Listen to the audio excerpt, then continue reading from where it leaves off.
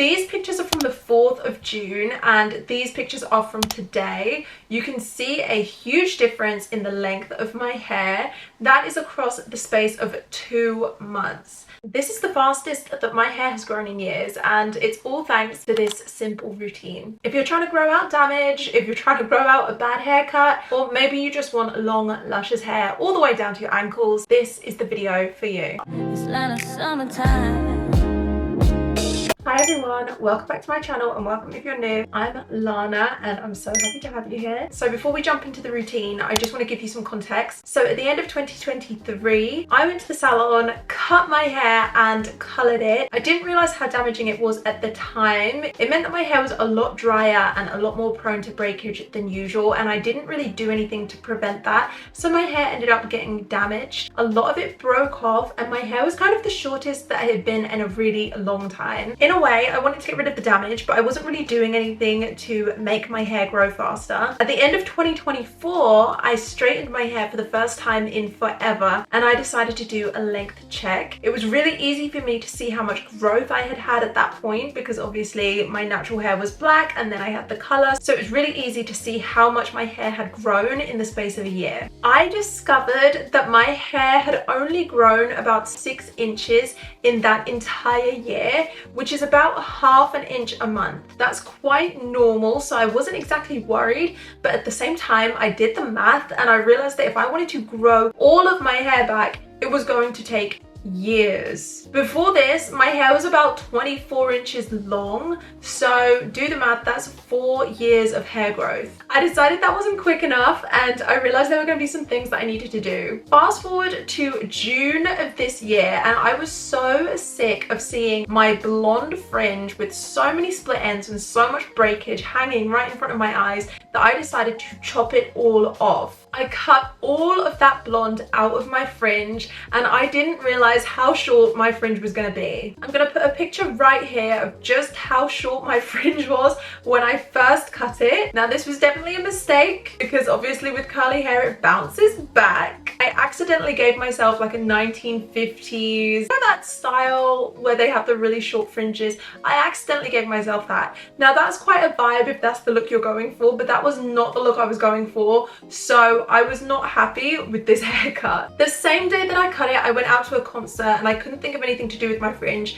so I just straightened it. So I just have these pictures here of it straightened and you can see that it's coming down to about here. And this is how long it was when it was just frizzy, not straightened but not curly either. Very short. And the only thing I could really do with it was try to tuck it into the rest of my hair or pin it back and do a slick back with a ton of bobby pins. And that's what I was doing for a month. Let's get my fringe down. So this is how this half of my fringe is looking right now. It now is able to fall down the sides instead of bouncing around at the middle. This part right here, let me just pull that straight, is now coming to my jawline, whereas before it was like here straight. I'm gonna put it all up in a little scrunchie so that we can really clearly see my fringe. Yes! Oh my gosh, it's looking so much longer. I can actually tuck it behind my ears now. I could not do that 2 months ago. So this picture right here is from when I went to dinner and obviously I was trying to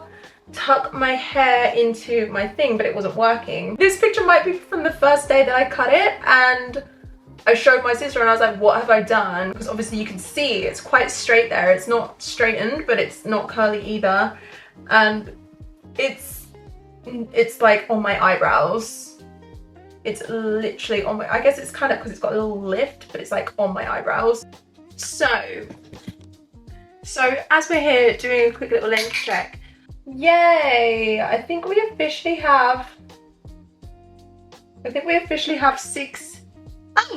9 inches of hair growth. I want to kind of like do the picture from where it's like brushed out and like where it wasn't exactly curly, so I'm gonna have to get rid of these little ringlets. They were so cute and I just have to brush them out.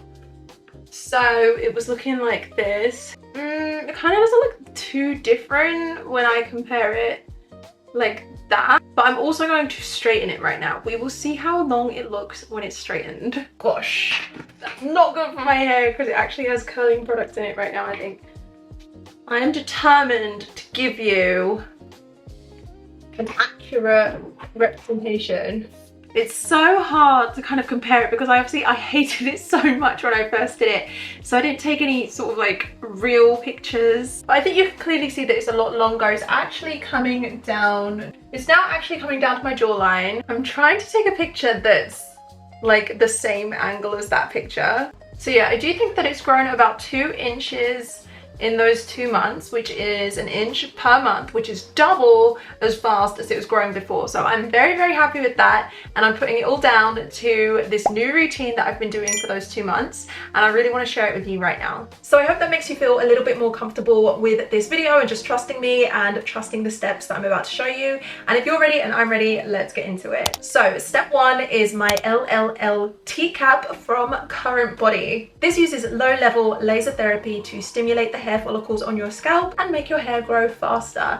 You only need to do this 10 minutes a day, and I do this every day, usually in the morning while I'm drinking my coffee. I'll be going through my emails probably. I might even be catching up on social media. This also has built-in Bluetooth, so you can listen to your music, hear the videos that you're watching as well. So yeah, I just really enjoy doing this. It really sets me up well for the day, and I do believe that it's helping my hair to grow. You do this on clean, dry hair, so that's why it's the first step of the routine.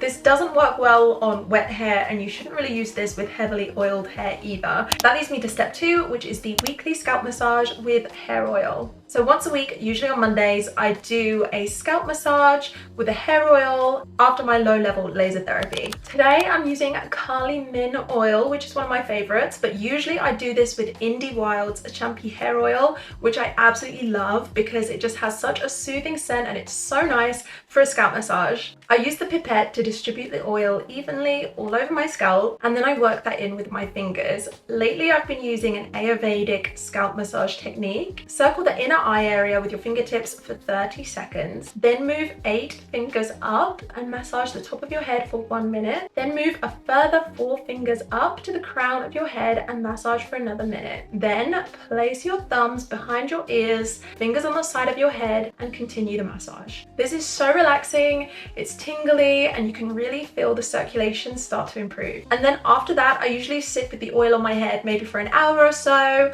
while I do some work. Right now I'm having a meeting, and little do they know that I'm literally doing an oiling treatment right there in the middle of my day, but I just feel like it helps so much. And this is quite discreet because it kind of just looks like you've done a slick back when really you just have a really healthy oil in your hair.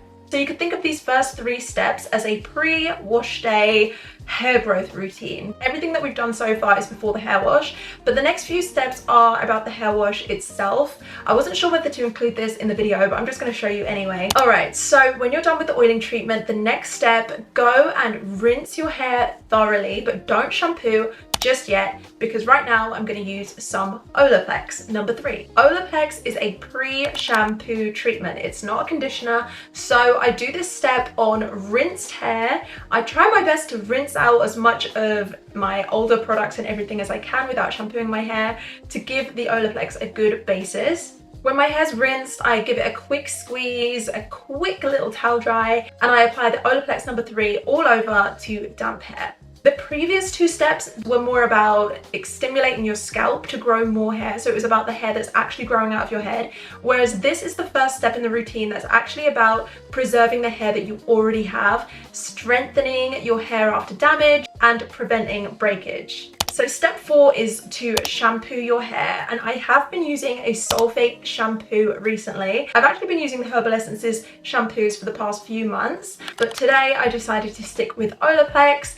I feel that my hair just needs the sulfates. I want to give my hair a good thorough clean, especially after the oils. I think it's so important to give your scalp a nice clean basis to keep it fresh, to prevent any buildup, to prevent that pollution, any sweat, and really get that lifted off and give your hair a nice clean start for the rest of the week. Step 5 is conditioner. So where we already did the Olaplex treatment before this wash, I don't want to do any kind of deep nourishment or any other kind of intensive treatment right now. So I'm just going to stick with a regular conditioner, and I decided to stick with the theme of Olaplex for this wash, but feel free to go ahead and use your favorite conditioner, as long as it's not something protein intensive or anything like that, as that can interfere with the Olaplex and it might just be a bit too much for your hair. Step 6 is styling. I'm going to stick with a nice hydrating leave-in cream. I'm not going to do any kind of crazy brush styling. I don't want to manipulate my hair too much. I really just want to focus on letting my hair do its thing. I think that's the most protective and the most caring that I can do for my hair, and this step is really just, again, about protecting the hair that you already have. I'm not going to put any of that cream anywhere near my scalp because I do not want to clog my scalp with these heavy products. This really just goes on the ends and the lengths of my hair. I'm leaving the Denman brushes, the bounce curl brushes, I'm leaving those all to one side, and I'm just going to brush this through and make sure it's evenly distributed with my Tangle Teaser. Sometimes I do also apply a gel on top of this, and that's just because I feel like that gel cast does add another layer of protection, and it does help to lock the moisture into my hair as well. So step 7 is gentle drying. So what I usually do is I take a jersey fiber towel or a microfiber towel, any kind of towel that's specifically designed for hair care, but it could even be a t-shirt or something like that, and I gently squeeze the excess water out of my hair first. Then I usually take another towel and I plop my hair for, you know, an hour or so, because at this point in my routine I probably want to go and get a snack, or I've probably got some work I need to catch up on or something like that. A little bit later on, then I will go ahead and I will gently diffuse my hair on the lowest setting. I always diffuse my hair. I feel like that's actually the best thing that I can do for my hair, because if you leave it air drying for too long and it takes too long to dry, first of all, you're gonna get frizz, but more importantly, you're actually at risk of high growth fatigue, which can actually be damaging to your hair, and we just don't want any of that. So I just feel it's safest and it's best and it looks the best and it's the best for your hair to just give it a nice little diffuse as well. So that's it. That's how I doubled my rate of hair growth in just 2 months. I've linked everything I've mentioned down in the description box below if you want to check that out. If you found this video helpful, please like and subscribe. And if you want to see more from me, then get me on Instagram and TikTok. Thank you so much for watching, and I'll see you in the next video. Bye.